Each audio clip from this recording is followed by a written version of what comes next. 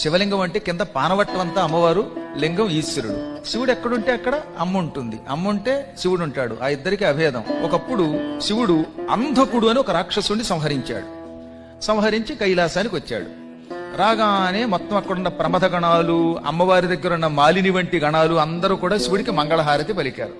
పార్వతి చిరునవ్వు నవ్వుతూ శివుడి దగ్గరకు వచ్చి, ఏమండి ఈ జనమందరూ మీకు తెగ హారతి పడుతున్నారు, మీరు ఏమి చేశారండి అంది. అంధకుడనే ఒక భయంకర రాక్షసుడిని చీల్చి చెండాడాను అన్నాడు ఆయన. వాణ్ణి చంపే ముందు ఏం చేశారండి అన్నది ఆవిడ. ఓహో, వాణ్ణి కాలుతో తొక్కి చంపారు. ఏ కాలు? ఎడంకాలు. ఎడంకాలు ఎవరిదండి అంది ఆవిడ. అర్ధనారీశ్వరుడు కదా శివుడు, ఎడమకాలు ఎవరిది? అమ్మవారిది. ఎడంకాలుతో తొక్కి చంపారా, కాలు ఎవరిది అనగానే ఆయన ఒక క్షణం ఆగి చిరునవ్వు నవ్వి, ఎడంకాలు ఎవరిది? నీదే, నువ్వే కదా అన్నట్ట. మరి తొక్కి చంపింది నేనైతే ఈ వెర్రి జనం అంతా మీకు మంగళహారతి పడతారు ఏమిటండి అంది ఆవిడ.